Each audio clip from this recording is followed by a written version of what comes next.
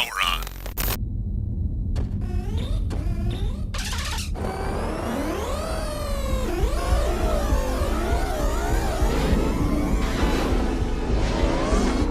Now entering the gaming grid. The latest gaming news, reviews, and retro culture, as only the man of tomorrow can deliver.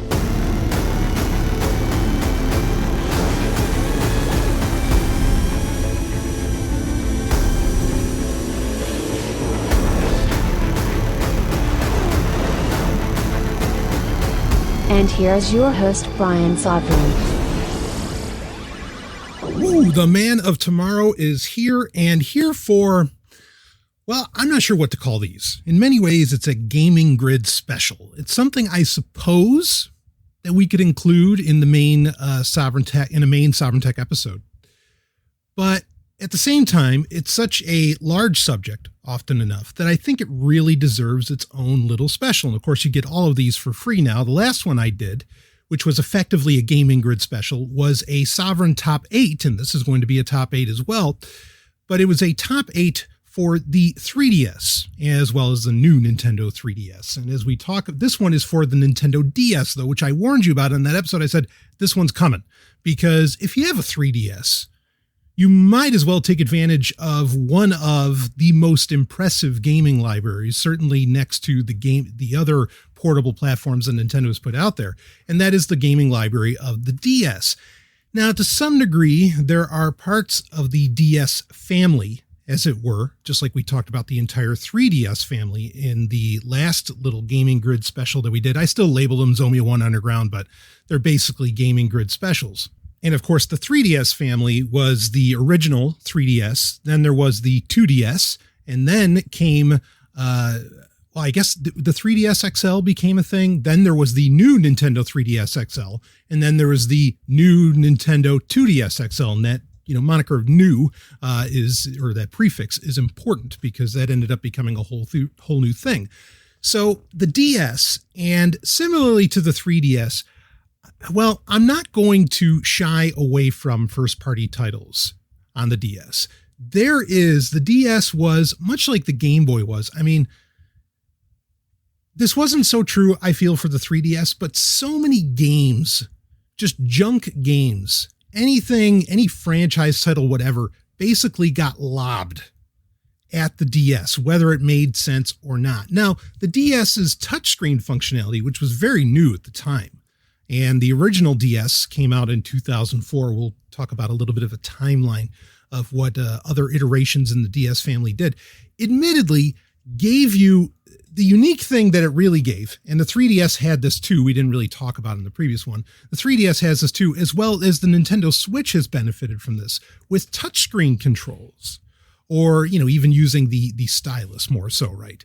With those controls, you could effectively emulate the use of a mouse. And so a lot of games, or a lot of game types that you would normally not attribute, to a Nintendo, handheld console, were suddenly possible. Some of them done with, differing amounts of efficacy. I mean, for one game that is an honorable mention, a game that I think benefited highly from having a touchscreen was actually, well, there's two of them, but the Advance Wars games that ended up getting released for the Nintendo DS. There was Dual Strike and another one. Now, ironically, Advance Wars started out on the Game Boy Advance. Okay, that's where the name comes from. And there was no problem. Like, I next to maybe Golden Sun, I'd almost put the first Advance Wars game as, if somebody said to me, hey, I think that's the greatest, GBA game, Game Boy Advance game ever made, I'm not going to argue it too much. I think you've got some, you're standing in some tall cotton when you put it next to Golden Sun and some other games. But I admit, Advance Wars is fucking awesome. It did not require the touchscreen controls, but it certainly allowed for, grander aspects, more precision to the real-time strategy formula. It's a miracle what Advance Wars was able to do on the Game Boy Advance. In fact, saying this now makes me think, and I don't know if I ever did one in the past, but it'd be a nice update to do in 2020. would be a Sovryn top 8 Game Boy Advance games, because I am also a massive fan of that system. In fact, I have stories to tell of how I got my first Game Boy Advance. It was an interesting time in the gaming world, that's for sure. It might be interesting to tell you how I got my first DS as well. I'm sure I'll get into that at some point, but it wasn't until much later in its life that I did. I got to tell you, and I've said this many times. I personally identify, first, I'm a gamer. Second, I'm a historian. Third, I'm a tech journalist. Okay. So that's the order of importance as far as I see more or less what I do in life, right? I guess maybe first, might get taken up as being an author, which is something that, has been a long time passion of mine. And one of the main reasons I ever touched a computer in the first place, even as someone, too young to even be writing, quite frankly. But that's another story for another time. But yeah, it's a big deal to me. But that said, I rarely jump onto a platform or a new console generation, handheld or otherwise. I rarely jump in at the beginning. Like, I am not the person who is, for games, I would, in the past, I would attend midnight releases and so on, but I would never, ever, ever, be like first in line to get my hands on the new console, because, and it's part of the reason I'm doing these little specials. A, they were requested, but B, I think part of the reason they're requested is that there's just no way that any human being, even one that's been around since the dawn of video gaming, which I more or less have, could have possibly, and lived at the same time and actually had a fairly full life, right? There's no way you could possibly have played every great fucking game ever made. Now, you might be able to squeeze in some top 8s here and there, but there's no way you played every great freaking game ever made. And with that in mind, especially, also consider this. With a lot of consoles, handheld, home, etc., with a lot of consoles, the best games for the system often come out they either come out at the beginning, so, there's that argument. But I would argue that the best games for most consoles come out at the end of the console's life. Sometimes in the middle, but really like the games that really push the limits of what that console can do come at the end. And, when games, especially if you're a young person, I'm not, 39, but anyway, it wouldn't classify myself as a young person anymore, I suppose. But as a young person, when you have limited resources, right? Like, what is the smart person going to do, in my opinion, or the smart kid going to do? In my opinion, the smart kid is not going to bank on just being cool because he has the latest game system, because I already, even when the DS came out, I was like 25 or 23 or so. So it wouldn't have necessarily mattered at that point, at that stage anyway. But I had already seen where, this person got the Atari Jaguar, or even I had the Atari Lynx when it was, when it came out, brand fresh and new. That didn't impress anybody. Like, it was, if anything, it was just kind of seen as an oddity. So where does the smarter money go? Does it go to, the game that is on a proven platform made by perhaps a proven development team that's going to give you bang for the buck? Or are you just going to, or are you going to go with an untested system that frankly in a year might not even be supported anymore, or a year or two, a la the Dreamcast, even though the Dreamcast fortunately had also an incredible library, very early on in its short lifespan. So I was never the kind to jump in. I always waited. Like, I want to make sure that this console is going to be around before I lay down the good money on it, right? And I think that's the smart way to play here, okay? So with all of this said, with the DS, now the Nintendo DS originally came in 2000. It was released in 2004 worldwide.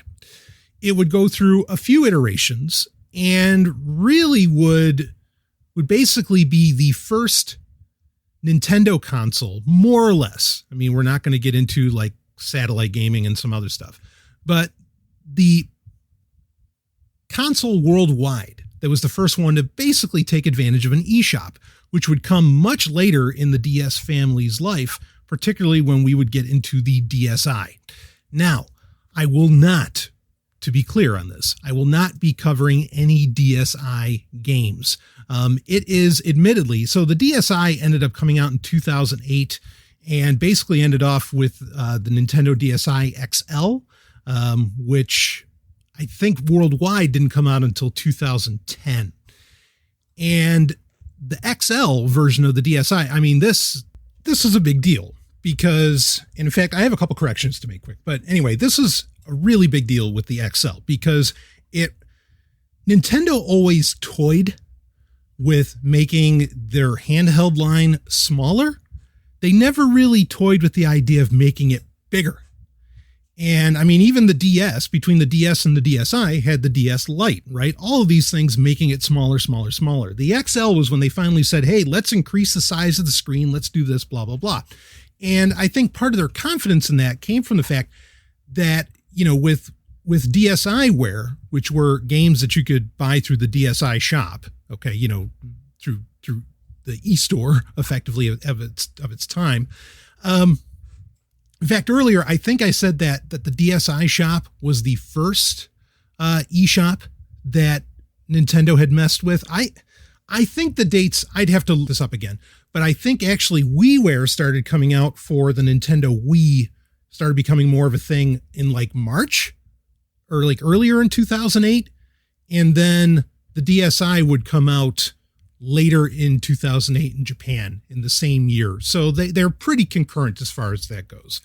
Regardless, Nintendo was clearly, with the DSi XL, was clearly looking at their handheld properties being basically flagship consoles. And I think when you look at the 3DS library, you pretty clearly see that. And it also folds into the fact that, particularly with the 3DS, that the 3DS has technically not been discontinued, that Nintendo still considers it a platform. I mean, I don't think things have turned out exactly the way they wanted, but there's just so many games for it. Why would you stop now? Or like, why would you just suddenly not support it when you have this amazing game library that people can still purchase? And the other part to this, and this is going to get to the point why I started talking about the DSi earlier on.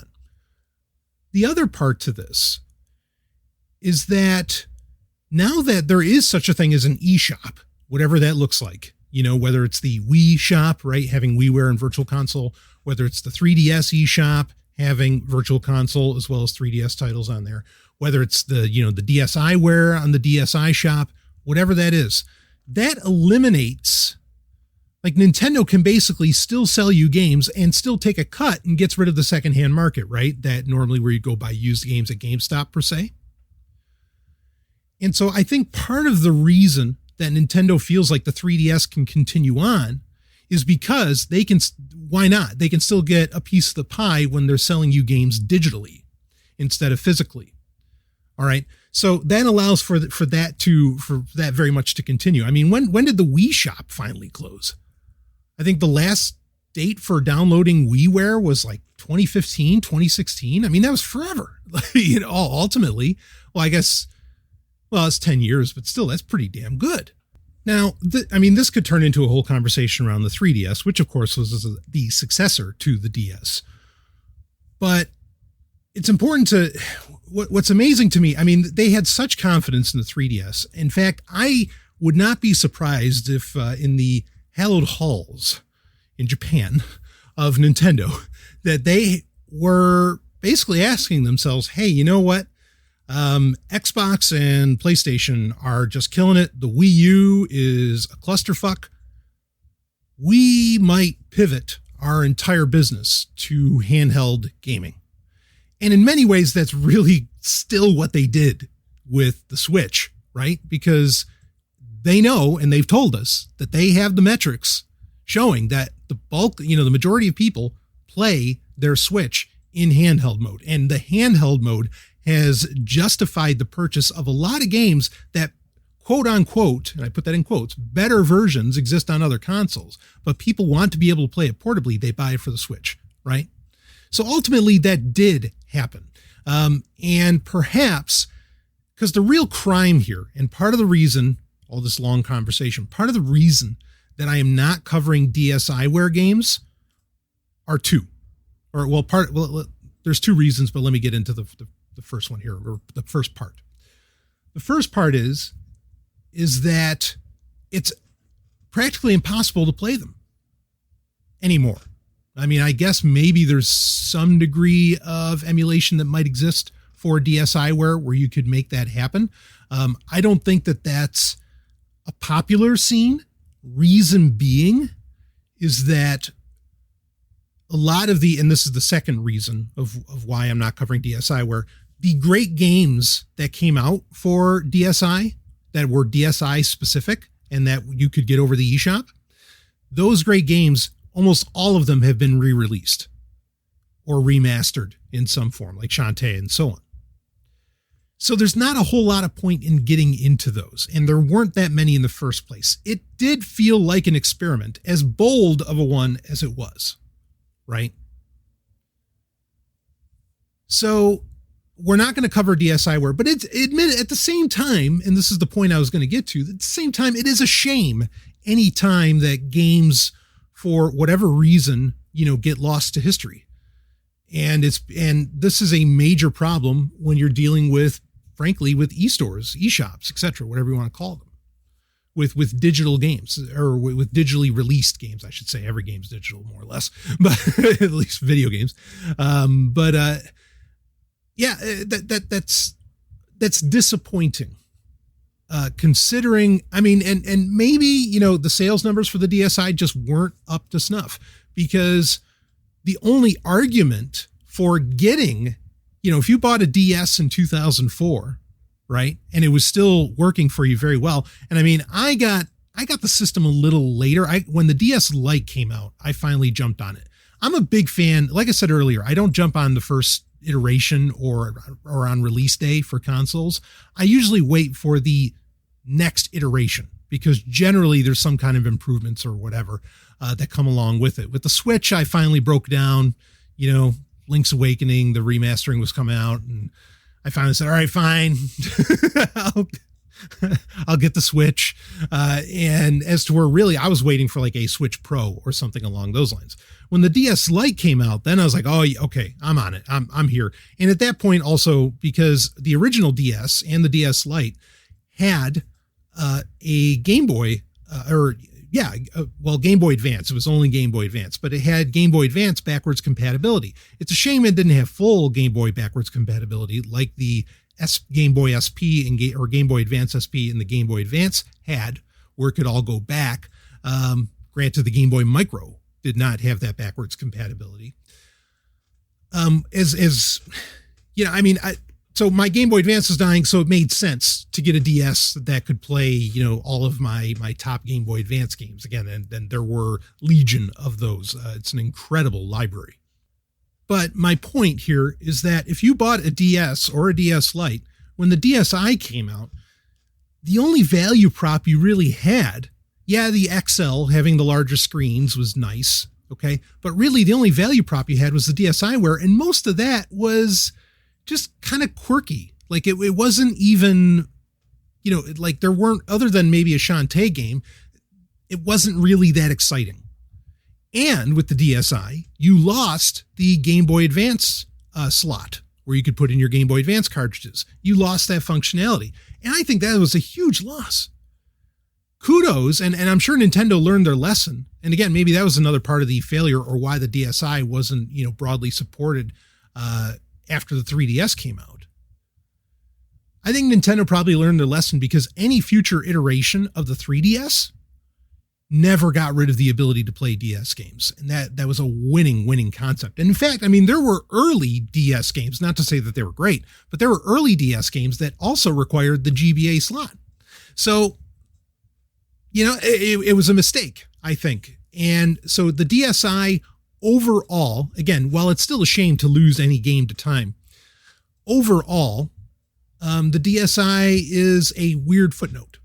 It's akin to the like camera and printer that came out for the Game Boy Advance, or for the original Game Boy. You know what I mean? Like, okay, well, that's kind of interesting, but why?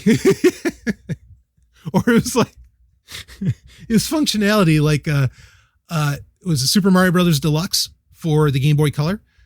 It had like Office software in it. Like, I don't mean Microsoft Office, but I mean basically Office software. It didn't have spreadsheets, but it had like a calendar in it and all this other weird stuff. And I mean, it's just a straight calendar. It's like, wait, why? Like, what is this here for? Am I going to save the dates on my cartridge? I mean, actually in Japan, they would.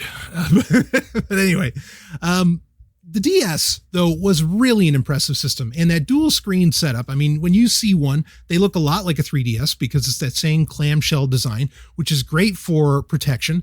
Obviously, it wasn't the first time Nintendo had done that. They did that originally with Game Boy Advance SP, which, I mean, people just loved it, that they weren't worried about the screen getting scratched and just having that nice compact feel and having it unfold. I mean, there's really something to that effect with a lot of different devices.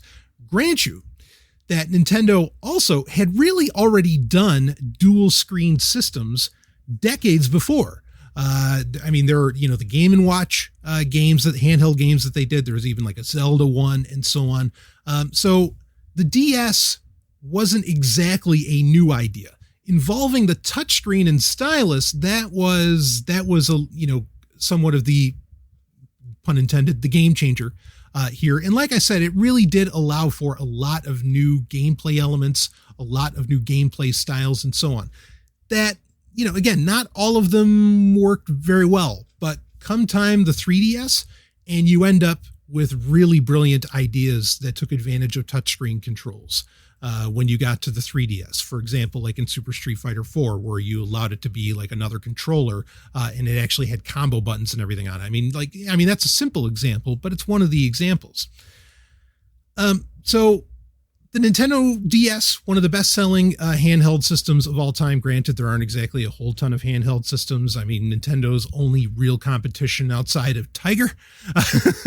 Yes, I know Sega tried a couple times, right? We all remember the Nomad, or you even had, the TurboGrafx Express, the Atari Lynx that I mentioned. I mean, there were attempts, but none of them had any real staying power. PlayStation certainly gave them the best run for their money. And there's certainly great conversations and top eights, frankly, to have around the PSP and the Vita as well. Not that I'm going to I don't know when I would get to doing those. Even though a good modded Vita is a hell of a purchase. I mean, there's a lot of fun to have there because there's a lot of buttons and a lot of horsepower, frankly, in that little thing. Also, you get to play Dragon's Crown. So, hey, what the hell? But as this conversation started, I mean, basically any franchise that had any kind of name recognition would end up being on the DS. And I mean everything, even if it was something that was, more that you would think of being played on the Xbox or on a PlayStation, it would end up on the DS because it was just so dominant, right? It was, and the same was true for the Game Boy as well. I mean, it's not a surprise. I mean, it's amazing, especially considering Nintendo's lack of history with Star Trek games. There was even a Star Trek game for the DS. It was a Tactical Assault. Which was not that great, but it was a thing. And that's my point, is that just about anything that could get a game, or any franchise that you could somehow make a game out of it, basically ended up on the DS. So there's a lot of shit to cut through, a lot of shit to shovel out of the way. Should we call it shitware? What the hell? There's shovelware, right? We'll call this shitware. There's a lot of that to get through on the DS. In fact, I would argue most games on the DS, frankly, suck and have no real longevity. But amongst the diamonds in the rough, they are some of the most precious stones you've ever held in your life. And I mean that. And some of them, in fact, have even been remade to this day on either, say, the Switch, perhaps even on the 3DS. In fact, my top game for the 3DS, which was, and I usually don't do the top eights in order, but I will tell you what my favorite is. And I had basically said my favorite one was a game called Radiant Historia. Now, this is a game that did come out for the DS originally and was part of that. Like I said earlier, the best games always come at the end of the system, or in my opinion, always come at the end of a system's life. This is one of those end games that I think a lot of people missed. Atlas was it Atlas that made that? Anyway, they knew that they must have known that. And so they're like, all right, well, we got the 2DS XL is coming out. There's this new hotness that is happening. Nintendo's pushing it with Samus Returns. Let's re-release Radiant Historia and get people on board with this great game that a lot of people unfortunately probably missed because again, it was at the end of the DS's lifespan. And again, like though that's one of those games where, okay, yeah, there's a lot of shit on the DS, just like there's a lot of shit on, on every iteration of the Game Boy, but some of the greatest games ever made. And in fact, considering the amount of games made, there are still a lot of some of the greatest games ever made on these handheld platforms. The 2DS is no exception. The 2DS would also, much like the 3DS, find itself as being the home for re-releases and ports of, and effectively remasters of some classic Nintendo works and some other games, not just from Nintendo. Though, as to where I kind of avoided those, the 3DS, because they were so dominant on the 3DS, I'm not going to avoid those in the top 8 for the DS because they are such important games that like they need to be included on the list. They need to be there because they're just that. I think an argument could be somewhat made that, okay, Star Fox 64 3D wasn't that dramatic of an improvement.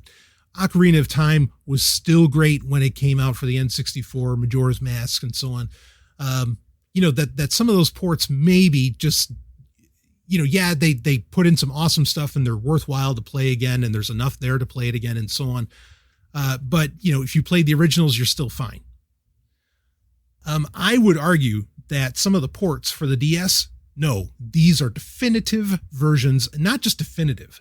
Like these are almost wholly new games. And I might speak some sacrilege for some here when we get into this top 8.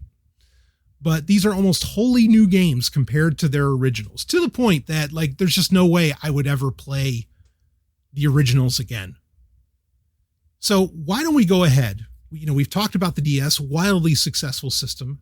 Again, started in 2004, basically had shelf life until about 2014, even as the 3DS was a thing. You had the Nintendo DS, then you had the DS Lite, then you went to the DSi, then you had the DSi XL, which again, the DSi XL became the pattern, I think, for Nintendo's handheld strategy from there on out. Understand, there's rumors of SKUs, right? SKU. There's rumors of SKUs for, and builds, even in the code, for dual screen Nintendo Switches. So this dual screen concept hasn't gone away yet. Again, when Nintendo came out with the DS, they were revisiting an old idea. But we might visit that again. Okay. And effectively, it's still around with the 3DS, of course. So it's worthwhile to talk about this. And in fact, if that does end up getting announced and does happen, that gives me some hope for some DS games to make a comeback. Now, keep in mind that also a lot of these great DS games also found their way onto the Virtual Console on the Wii U. As unsuccessful as the Wii U was, the Wii U was a fantastic system for remasters and ports and for its Virtual Console. It really, really was, because of the dual screen nature of that, right? Whereas the TV and the tablet controller that you held in your hand, that allowed for you to play DS games as they were intended, right? With two screens. So there is an advantage there as well.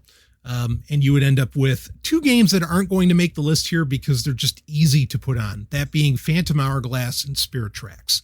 Those are the two Legend of Zelda games made for the DS. They were based around the universe and the cartoonish stylings, of course, of Legend of Zelda: The Wind Waker, which would get an HD release also on the Wii U. So, that was nice. You could kind of play that entire universe on that system, I guess minus Triforce Heroes. But anyway, those two games, those are just easy. Zelda games are easy picks, right? You should just count Zelda games as like number 0 because they're always the best games on Nintendo's platforms. Almost always, I think. If you're doing a top 8, Number 0, you know, the one above everything, you know, sitting above it all like God or something. There is no God, but anyway. It's, you know, it's just absolutely, it's the Zelda games. So there's no point really in including them in the top 8. Everybody knows, everybody's waiting for them. Some people won't buy a Nintendo system until a Zelda game comes out for it. And I totally understand that, that notion. But anyway, let's talk about this. Why don't we get into the top 8 here? Like I said, yeah, some of these games you were able to play on the Wii U through the Virtual Console. Maybe we'll be able to play some of them again on the Switch. Again, because of the dual screen nature of some of the gameplay. Now, there have been re-releases, like I said, of even DS games or games that originally took advantage of, say, dual screen natures of even the Wii U or the DS that ended up on the Switch where, you know, they just kind of changed up the UI. And it still allowed you to have that basic functionality, right? Because the Switch still has a touchscreen ultimately. Or however you end up using it, you know, or you have the Pro controller, which has, you know, a gazillion buttons on it. But so for the Nintendo DS, again, am I recommending anybody go out and buy a DS? No, there's no point. Buy a 3DS because it plays these games perfectly and has more powerful hardware underneath. So, you know, your load screens are faster, et cetera, et cetera. I mean, there's just no argument for, in my opinion, for buying a DS. My original, so actually I said I would do this, and so I need to do it. When did I first get a DS? Like I said, I first got it as the DS Lite, and I think I bought the DS Lite in 2008. This is before the DSi was a thing. And I bought the DS Lite, but I bought like a really like fucked up one on eBay at the time. And Amazon at the time was selling, and this used to be, and maybe you can still do this on there or even on eBay. In fact, people do this for a lot of different consoles, not just the DS, obviously, but they would sell custom replacement, and I know they have them for the Switch as well, custom replacement casing for your system, where you take your system apart and you put on a custom case. So there was a version of the DS Lite that I think came with Spirit Tracks, or maybe it came with Phantom Hourglass, that was all gold, had the Triforce on it and everything. I loved it. I thought it was gorgeous, right? I missed out on that. And once you miss out on some of the releases of those custom systems that Nintendo puts out, or customized systems, you know, you're going to end up paying triple to get your hands on them. And I'm just not going to do that. Okay. So what I did is I bought just a shitty one that needed like a new touchscreen and whatever else. I don't even think I spent $30 on this thing. But on Amazon, I spent about $30 on a new touchscreen, the little tri-wing screwdriver kit and all that. And I bought the case that looked exactly like the Zelda version of the DS Lite. And the only pain in the ass is the fucking ribbon cable in the hinge, because you have to like twist it and wrap it around. That really sucked.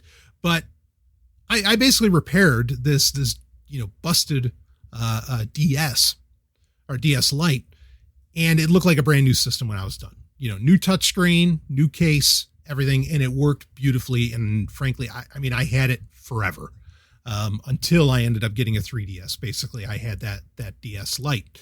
And I love the DS Lite because, it could play GBA games as well. Now, here's the thing where that's not as big a deal for me now, and that is because emulating Game Boy Advance games can be done everywhere and is really, really simple. And in fact, a lot of the great Game Boy Advance games have also been re-released onto, varying modern systems. A lot of the ones that I'd want to play. There's ones that you can't, but then again, they're easy enough to play on varying forms of hardware. And it is pretty much perfect emulation.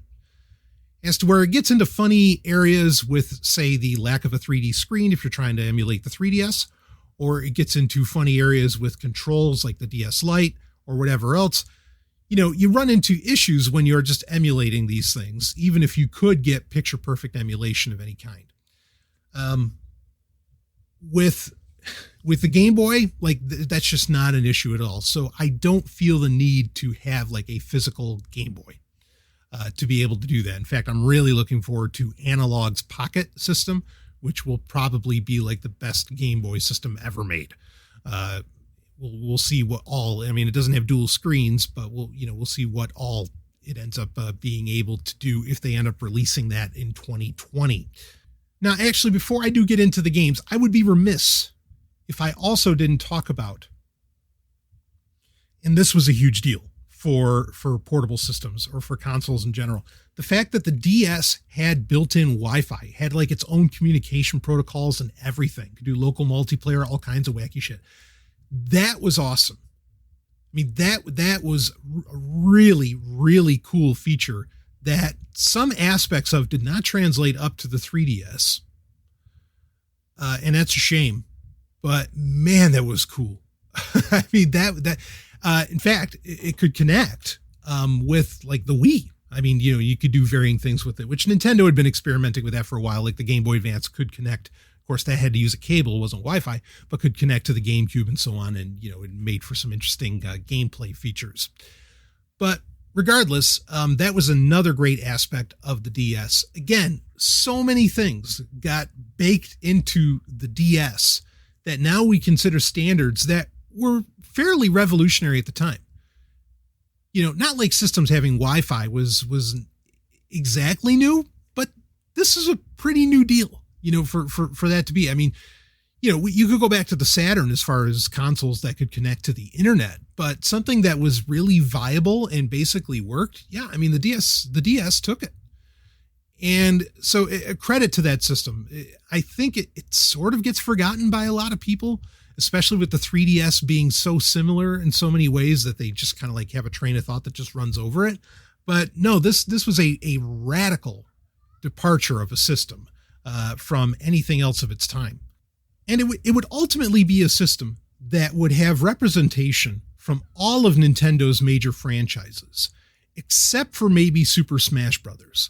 That was the only weird exception that wasn't on. I mean, you had Mario Kart DS, you had everybody, even Metroid. We'll get to that. You had everybody on the DS. But Smash Brothers wasn't on there. And I find that to be kind of odd. I wonder if at some point they were developing that, because when Smash Brothers came out for the 3DS, I mean, I still play that. I still play that version of Smash Brothers on the 3DS because it's so cool to have it, so portable. Yes, I know you can obviously do that on the Switch, but I mean, I've had, Smash Brothers 3DS for so long.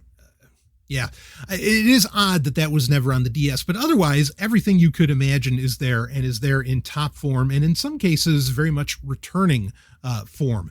So in fact, with the mention of returning form, why don't we get into our top 8? Now, these are in no particular order, and ultimately I would say the game Radiant Historia would probably be my favorite on the DS as well. Granted, the 3DS version added a lot, but as I said when I reviewed it for the 3DS top 8, it's a tremendous game no matter where you play it. But that's not on the top 8 here. I will give you a number 1. Might be seen as somewhat of a cheat, but I'll tell you what my favorite is outside of Radiant Historia. But and we have some honorable mentions to get in throughout the top 8. But let's get into it. And like I said, as far as returning to form, this leads us to our first game in the top 8. And really, it could have been this could almost be number 1. Yes, this game is that good. Granted, anything making the top 8 should really be considered on the great side of things. But this was a wild seller. I mean, just. The old saying, sold hotcakes, right? I mean, hotcakes were flying everywhere. This was such a big deal. I think this pushed a lot of DS systems. And that is new, emphasis on the word new. Boy, Nintendo seems to love using that. But new Super Mario Brothers.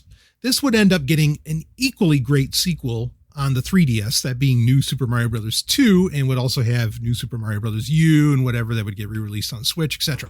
Anyway, this for the DS, New Super Mario Bros. Was a return to form in that if you were, I don't know, whatever was making things complex for you with Mario, maybe you didn't like his ventures in 3D, in the more three-dimensional realm, right? Super Mario Galaxy. And so, I mean, I can't understand why you wouldn't like those games. But if you're looking to play that classic styled Super Mario Brothers, and I get it, Super Mario Brothers 1 it's one of those games that I go back to, right? When I just want to basically not think, because it's a game you can play almost on pure reflex and instinct, because it's just a game that especially people my age, that we've played so many fucking times. And it is, I mean, the controls, everything about it is still so classic, still so intuitive. It's wonderful to play, even to this day. Well, New Super Mario Brothers basically took that formula, updated it, in many ways, but it has somewhat of a faux 3D look. I mean, it's kind of a mixture between what you would see, in like Super Mario, well, any 3D Super Mario Adventure, and I don't mean 3DS, I mean, again, Super Mario Sunshine, whatever. It's a mixture between that and almost like Donkey Kong Country. It kind of looks like. It has very, very cute graphics. That's the best word for it. But it is 2D.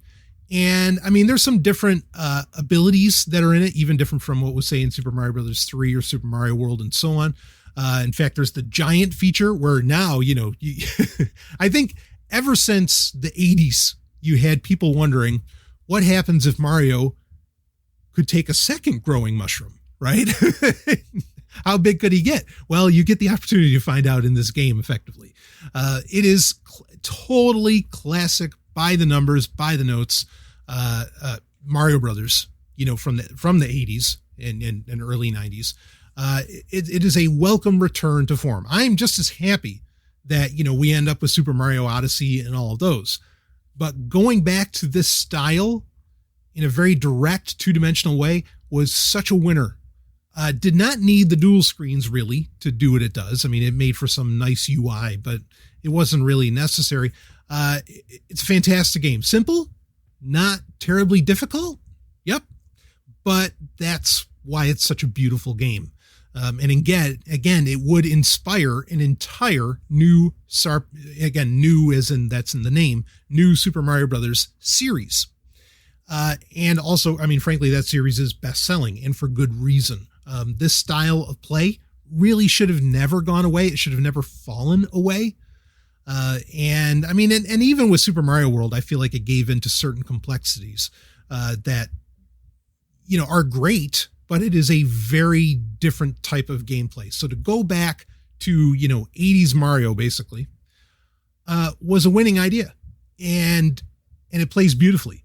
Again, I feel like this is one of those games that pushed, there's the games that push gamers into buying a console, like Zelda and so on. And then there are the games that push grandma or whoever, everybody else into buying a console. This is one of those. And so it absolutely has to be on this list. It's an absolute return to form. And again, not like Mario needed necessarily to return to form to be relevant. Not at all. He's perfectly relevant in any style of game that he ends up in. But to go back to the roots, yeah. Go back to basics. Absolutely. Winning formula here. Classic game already. Let's go on. In fact, while we're in that vein, in fact, I'm looking at my list here and I'm like, oh shit, there's some Mario on here. There's not that much more. But getting back to it, one of the games in the top 8 for the 3DS was Yoshi's New Island, which was effectively a sequel to Super Mario World 2, Yoshi's Island. There was a game in between there that I did not mention in the 3DS top 8, and it is, just as I said, look, if you love Super Mario World 2, if you loved Yoshi's Island, you're going to go nuts over Yoshi's New Island, right? If you know what you're getting into with Yoshi's Island, you know what you're getting in with Yoshi's New Island. There is a game in between those two, though, which is Yoshi's Island DS.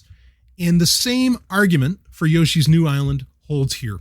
If you know what you're getting into, you love that Yoshi gameplay. And it is a unique and different, it's a superpower on the Mario formula, right? Because, Yoshi is that powerful.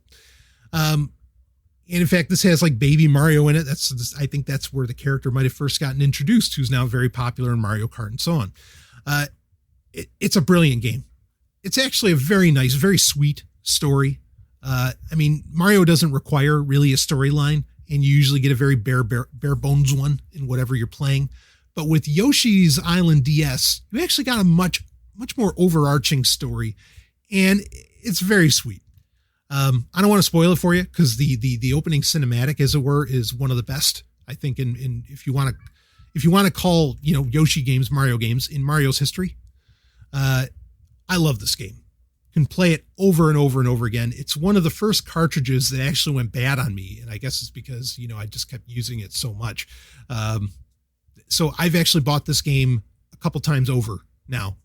It's just a stunner. So if you love the Yoshi's Island series, this is a game that you have to play. Fortunately, again, you can play both Yoshi's New Island and Yoshi's Island DS on the same system, the 3DS, right? So that gives us 2 out of our top 8. We'll rock with that.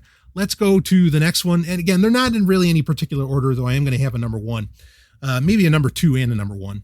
So we'll say this is number 6, but again, they're all kind of on the same level of greatness here.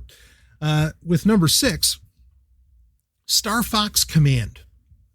This is another one of those just tremendous games. The Star Fox series, for some, has been kind of touch and go, right? Star Fox Adventures, of course, which originally wasn't meant to be a Star Fox game, didn't land with everybody, no pun intended.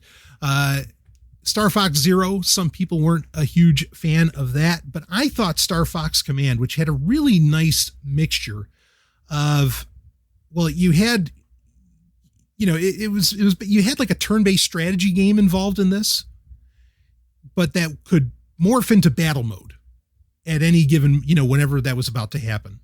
And also it had the advantage of being all range, right? Instead of necessarily on rails, where, when you get into certain aspects of the game, it played like you've always wanted Star Fox to play, and kind of more like Star Fox 64. Admittedly, one of the real winners with the game was the 6-player local multiplayer over Wi-Fi. It's, again, being able to do that, I'm sure there's varying emulators or whatever else that could try to, emulate that functionality as well.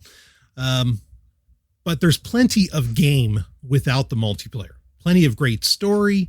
And yes, it's your classic Star Fox action, but then we haven't, what is it? The Anglar, I think, that you're taking on in that. But we haven't had really, when you think about it, we haven't had a lot of Star Fox games. So it's not, even if this game played exactly like Star Fox or the now released Star Fox 2, or anything along those lines, who would complain? Because, we haven't had that many to begin with, right? But Star Fox Command, a lot of nice, newer touches. Again, I like the turn-based aspect of it, which I'm not always the biggest fan of turn-based strategy. But Star Fox Command does it really well, partly because you do get to get nitty gritty. It's not just like Final Fantasy Tactics or something, right? Like you get to get nitty gritty and actually, fly around the R-Wing and so on. So it's got what you want as far as Star Fox goes. Again, just a really, really, really tight, solid Star Fox experience. Easily one of the best Star Fox games ever made. Probably, if you're to rank them, now that Star Fox 2 is like an officially released thing, I guess before Star Fox 2 came out, finally got finished and re-released, quote unquote, finished and re-released, even though really the ROM had been out there forever. This would have been in the top 3. Now it gets booted, I guess, to number 4, right? With Star Fox. Actually, I think Star Fox 2 is better than Star Fox 1, but Star Fox 2, Star Fox 1, and then Star Fox 3D, of course, or Star Fox 64 3D. So you get that nice trilogy, but Star Fox Command, fits right in. It's at that level, even though it's very different in some ways from those 3 games. So absolute winner there. Let's move on to number 5. This is one that you might not have been expecting, and that a lot of people that I've talked to who definitely went crazy on their DS library might have missed this one. And I understand why. So with the DS, there was a major publishing deal done earlier on with the DS, where it was like a 4-game publishing deal One of those games included Phantasy Star Zero, which is a game that could have made this list, should have made this list, but is a little too reliant on its multiplayer aspects. That isn't terribly accessible right now, to put it mildly. And there's just not enough single player there with Phantasy Star Zero. So it should have been there, but it's not. But this game was part of that 4-game deal that Nintendo made with Sega. And it's probably the best of the bunch, all the same. It is, I toss around the word epic a lot. Ever since the internet's been a thing, the word epic has gotten tossed around a lot. This is, where the word is meeting its dictionary definition and where it's totally applicable.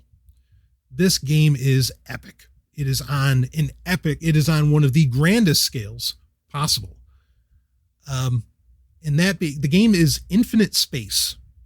And it lives up to that fucking name because you are literally hopping galaxies in this game. It's a gigantic, real-time tactical role-playing, right? Okay, so it's a role-playing game. It has some space simulation elements to it. The storyline, it has, kind of your more anime styled, of course. It's Sega. It has more of your anime styled artistry to it. I wouldn't call it a 4X game, right? But it kind of feels like that because there's so many different elements of gameplay involved. The story is second to none. And you are literally hopping galaxies. It takes place like tens of thousands of years in the future for humanity. And they're taking on a threat, invading the entire universe and, all these different galactic, and I mean that galactic outposts. There was some multiplayer that you could do that was actually fairly on par with StarFox Command, that you could do over local Wi-Fi. That was really, really slick. Has some elements in the story. I'll just put it this way, because I don't want to give everything away. It has some elements of Childhood's End by Arthur C. Clarke, the tremendous novel. It delivers on all of it. I don't know why. Okay, well, here's part of it. So this is a game that definitely requires the control scheme that a DS offers, as in the dual screens or at the very least a touchscreen. So that's probably part of the reason it's never really been re-released. It could totally do with a re-release, okay, or a remastering full on or whatever, because the gameplay is still that good. Here's the thing, is that it has a super steep learning curve. The controls are not intuitive. It does feel really complex. And it's not a game that's necessarily hard. It is, as far as, these kinds of, role-playing games can be, which is good. You want it to have some difficulty, of course. But what really makes it hard is just that the controls are a pain in the ass and they don't exactly make sense and they're very complex. It's not, I don't even want to call them a pain in the ass. We have another game on this list that where the controls are a literal pain in the ass, even though it's still a great game. But it's just complex. It's not intuitive. And I think that probably turned a lot of people off. Like, what the fuck am I doing, when I'm playing this? But it is, especially the ending, so worth playing. And it's largely single player. The multiplayer is sort of an afterthought. It's a good one, but it was sort of an afterthought.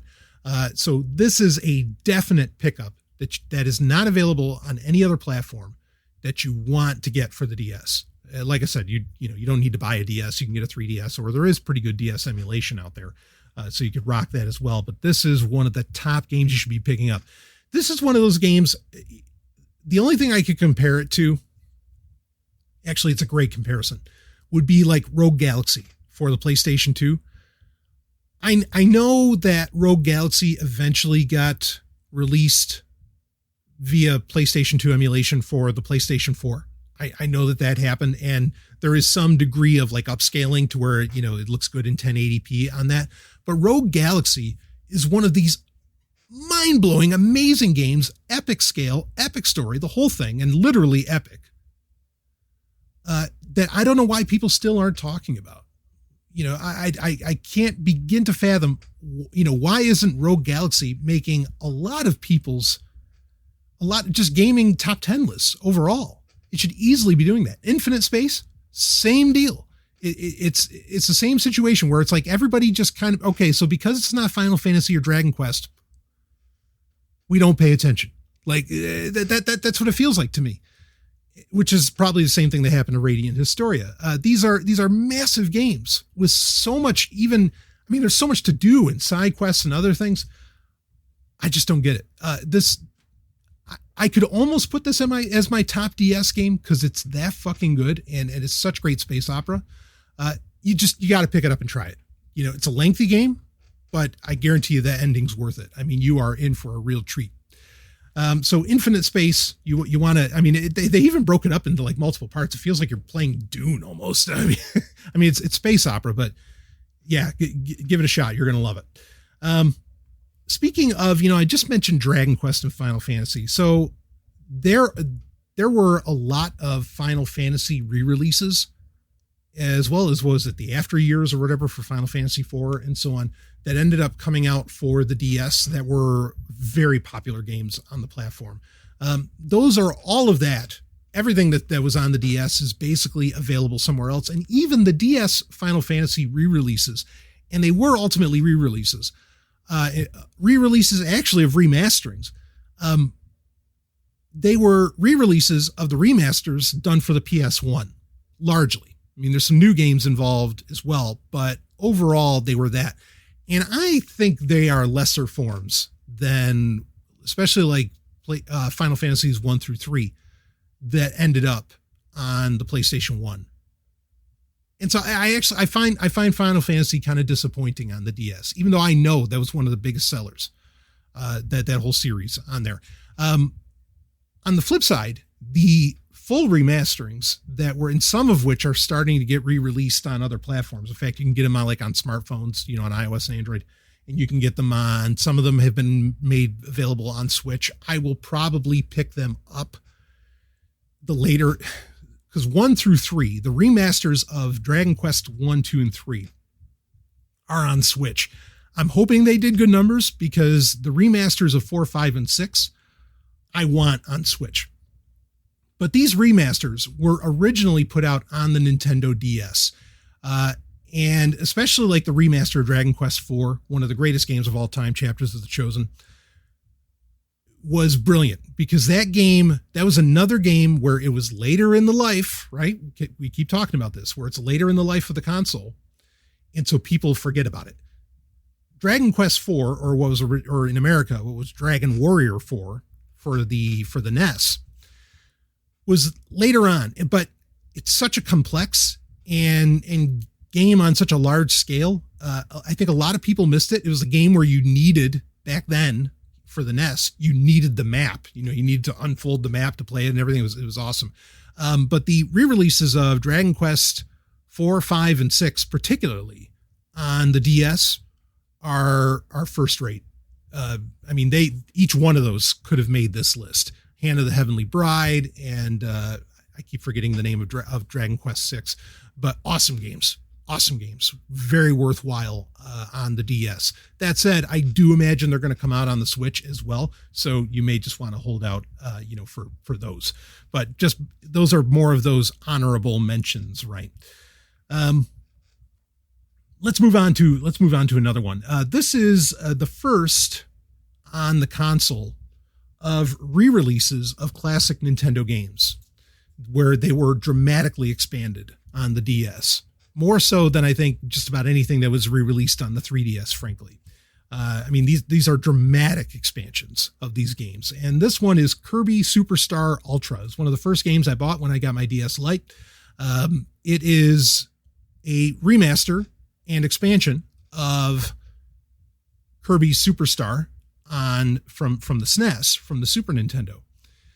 But there's just so much added in here, and that is such a fun collection of games. And that's what it is. It's a collection of varying mini games, that doesn't necessarily have like a narrative thread. But Kirby is so much fun, a cute character. Yes, but always so much fun in every game that you end up playing Kirby. And the idea of taking powers and everything. Granted, other characters like Mega Man and so on would do these things as well. But I don't know, the way the mechanic with Kirby just seems to, because it's instantaneous in the level and you don't really have to like defeat a big boss to get those new powers like you would in other franchises, just makes for classic gameplay that is really, really fun and creates a lot of strategy. Even though Kirby games are known for being kind of easy, I think you can make it challenging for yourself in how you want to think about the different powers that you have access to and so on. And again, there's varying games for this. I mean, you're basically buying like 5-6 games in one when you buy Kirby Superstar Ultra. So that's number 4 on my list here. I love this game so much. Just a lot of fun. And again, a dramatic expansion from the original version, which is available on Switch Online, but night and day. Like, it's disappointing that they wouldn't put out the Ultra version on there. Granted, I get it. Maybe it needed the horsepower that the DS has, and it, just doesn't fit in with putting it on Switch Online. But this is going to be, I think, ultimately one of the real challenges with Switch Online is that, yeah, we have classic games, but some of these games have been revamped so much. No, let us play the revamps, because Nintendo put a lot of effort, a lot of time and effort, and sometimes made or broke. And they didn't break any of them, but made a game worth playing or replaying consistently with the improved version. So I just hope these are things I hope we don't lose to time. Fortunately, the DS is largely a physical library, and that's not really a problem. And emulation is a thing too, obviously. So let's go on to number 3. And number 3 is one of it was kind of a launch title, but kind of not. It came, part of it came pre-installed when the DS was released. And then the full game was available out there for, everyone to get their hands on. This is a game that was really a technical showcase, but also took advantage heavily of the Wi-Fi capabilities of the DS. But it also had an very impressive and lengthy, and it was the bulk of the game, single player experience. And that is, frankly, a lesser played entry in one of the top franchise and really sub-franchise franchises of all time. That being not just Metroid, but Metroid Prime. And the game is Metroid Prime Hunters. This is a game where it's amazing how good it looks on the DS. It's amazing how the 3D graphics work. Everything about it is just solid on presentation. It's your classic Metroid Prime play, right? I mean, it's a lot more first-person shooter, but you still get to do all the scanning. Everything has a description, everything you love about Metroid Prime. It's somehow handheld. And at the time, in the aughts, that was remarkable, right? The problem with this game, not like Infinite Space, where the controls are just weird or are just complex. And so, like they're not intuitive. And so it can kind of hamper getting through the game. This is a game where the controls are excruciating, but the game is so good. The story's solid. Everything about it is so solid. You can't help but want to play it. And it's Metroid. I mean, that makes it an instant win, right? In many cases, some people want to bring in, well, we could talk about Federation Force, but anyway, the way you have, because you have to hold the stylus to kind of do some of the scanning and do some other things. I mean, you're holding the DS in a very weird way. And in fact, this is one where when you have either the DSi XL, or if you have even a 3DS XL, if you have a larger handheld system, for some people, I can imagine this would be a real challenge to play it, because you sort of have to hold it in such a way where you can also hold the stylus at the same time. I mean, it's in a first-person shooter, it's one thing to do it in Spirit Tracks or Phantom Hourglass, right? It's a whole other thing to do it, with a first-person shooter. And it doesn't work. Like, I mean, it works, you can do it, but it's a pain in the ass. And I'm glad, actually, that the single player is not terribly lengthy, but it's such a great experience, such a great story. And, it's handheld Metroid Prime, until Metroid Prime 4 comes out. I mean, yeah, it's a fun experience. There's nothing else really quite like it. I would dare argue, but it's basically one of those games that you just have to play. If you're going to rock the DS, you just have to see it. And now I think it's still a technical marvel considering how old the game is and how good it looks. Again, in that in its portable setting, right? Now, let's switch off from that and let's go to our top two. Then I have some honorable mentions I want to bring up. Okay. But Metroid Prime Hunters, I mean, it's really cool to have more characters in the Metroid universe, and certainly does a great job of introducing a lot of that, which the Metroid Prime series has done, a fantastic job of anyway. At some point, Nintendo really, and Metroid Prime 4 is coming for the Switch, we know that, but at some point, Nintendo has to take advantage of this remarkable sci-fi universe that they have. It needs to translate to theaters. It needs to translate to the big screen. It needs to translate to other screens, right? It needs to translate to live action. At some point, this has long been a missed opportunity. I remember when, there have been commercials for Metroid games that implemented some degree of live action, and how excited people were for that sort of thing. We've been hankering for it. Granted, this is also all true of Zelda, but anyway, at some point, I'm sure we're going to get that. We know Nintendo's been talking about it. Now, let's get to the top two, and then we got to wrap this one up. We're going over an hour here, which I didn't intend. But number 2 is Contra 4. For some people, this is, in their minds, the greatest Contra game ever made. Considering the amount of Contra games that there are and how great, we'll say most of the Contra games are. Not all. Obviously not all. But to best Alien Wars, to be in that number is that's no mean feat here, right? That's remarkable that they were able to pull that off with Contra 4. If you love Contra, I don't need to explain this to you. You know what you're getting. You know what you're getting with the run and gun. You know what's going on. Contra 4 adds in a lot of fascinating weapons, a lot of very interesting elements into the gameplay. I've also heard, some people have told me, of course, anecdotally, but I've had people tell me this is the entire reason that I bought a DS. This is the entire reason that I still want a 3DS. I just want to make sure that I can always play Contra 4 whenever I need to rock that shit out.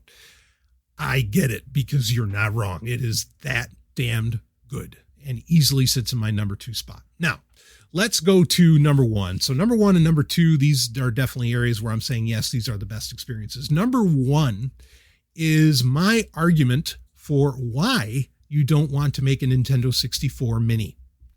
You still could, but, well, anyway, there are a lot of Nintendo 64 games that frankly don't hold up today.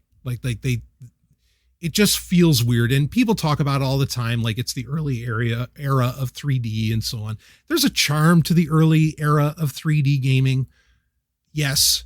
But there are a lot of, and we're talking like first party high franchise games that should never see, or that don't, yes, I want them available, but they don't need to make the light of day again. Right.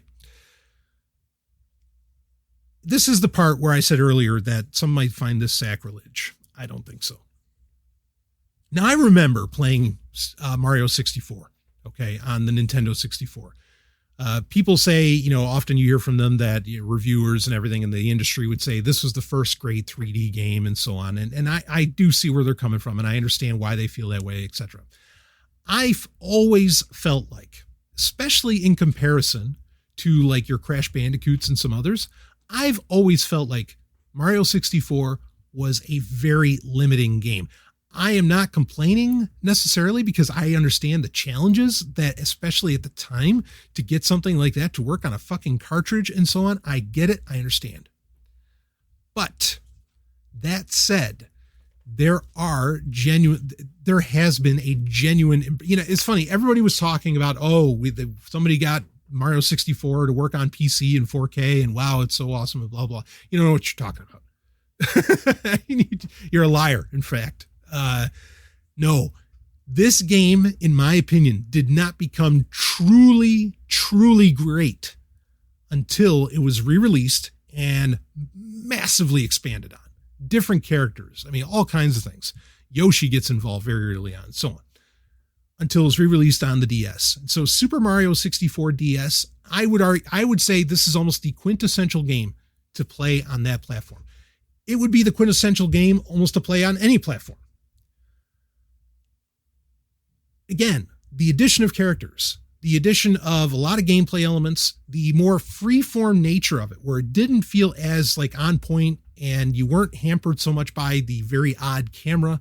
There's so many, anything you thought was wrong with Mario 64 on the N64, or that doesn't hold up today, I almost guarantee you the DS version fixed it.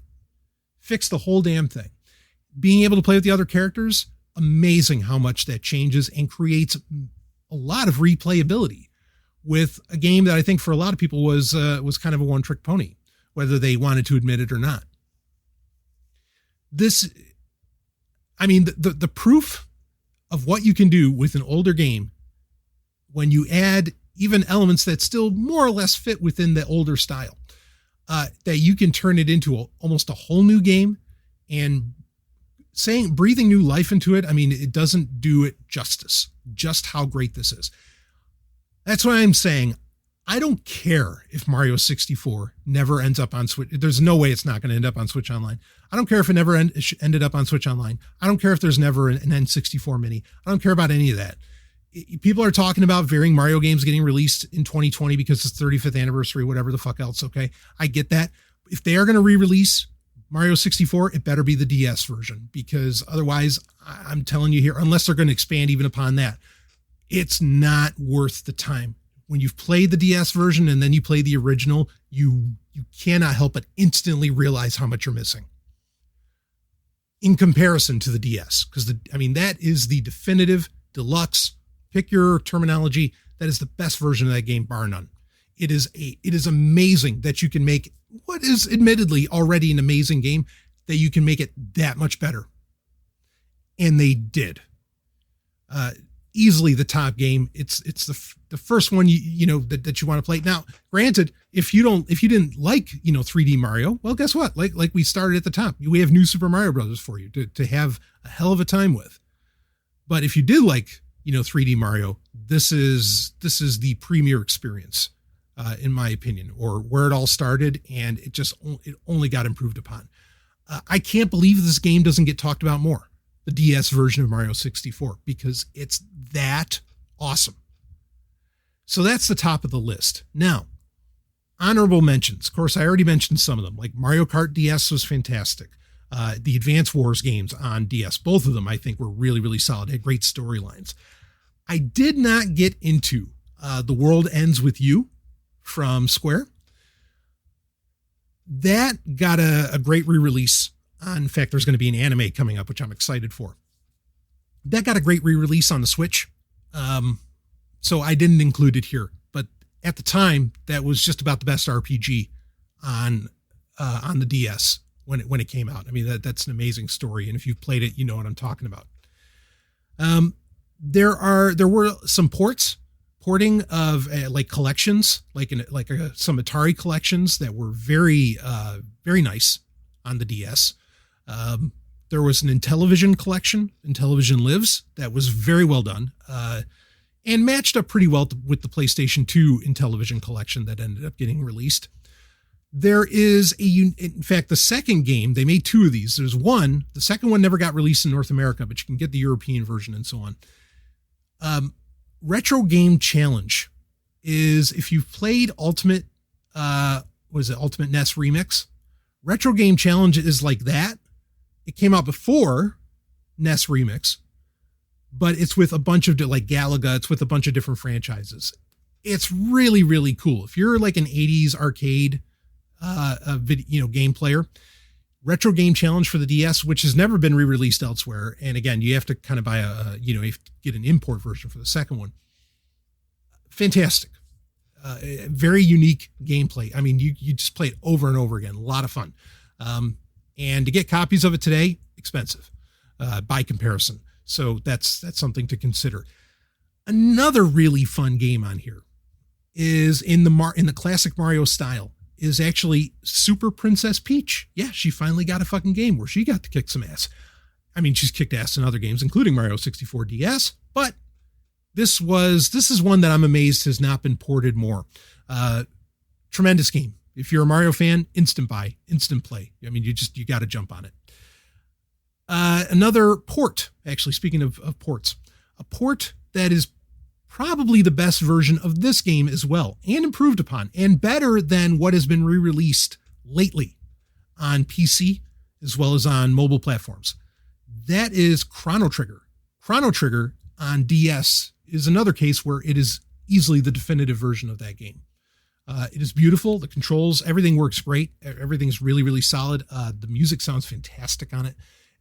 I love, that is the way that I play Chrono Trigger, and it's good to get in Chrono Trigger every few years. I always do it on a DS. It's that good. Now, last honorable mention I'm going to leave you with, and then we're done. We'll wrap this one up. There is a trilogy of Castlevania games, much like there was on the Game Boy Advance. There is a trilogy of Castlevania games on the DS. It's Order of Ecclesia, Dawn of Sorrow, and Portrait of Ruin. Now, these games take place in different eras of the Castlevania saga.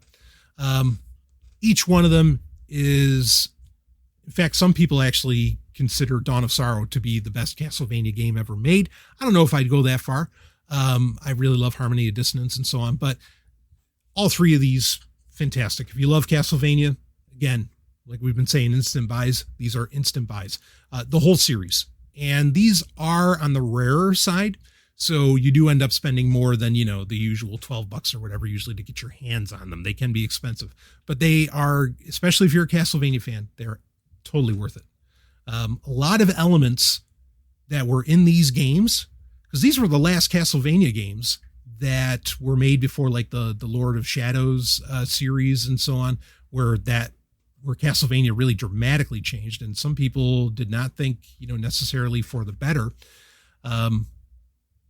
But there's elements in these games that would end up getting put into Bloodstained, into the, like Curse of the Moon and so on.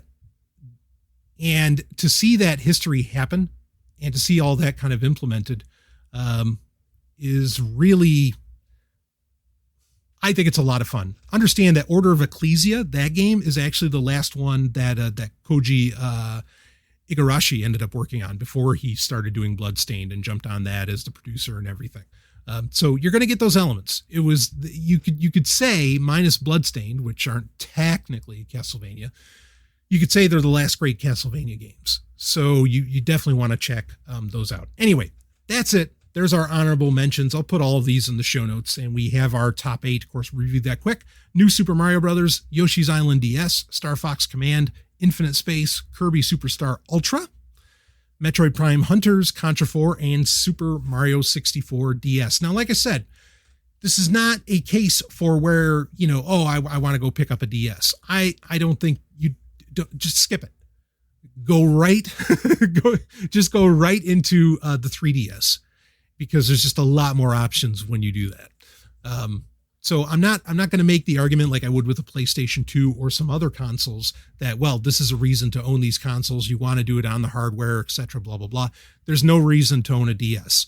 Own a 3DS, you bet your ass. That's what this really spawned out of, was because originally I got asked, hey, could you do a special about the, top 8, like what are the best 3DS games? So we did that. And I said, well, when you talk about the 3DS, you got to talk about the DS as well, because it's all playable on there. And that's where this came from. So anyway, I will wrap this one up. Got some other Gaming Grid specials that I actually have in mind that have to do with consoles that you do want to own and have a lot of fun with them. And I'm going to give you full breakdowns on how to take advantage maybe of, I wouldn't call it homebrew, but, take advantage of the seedier side of getting access to games, as it were. So I'll wrap this one up, and more Sovryn Tech and so much more to come out even throughout July of 2020. I will see all of you on the other side. Game over.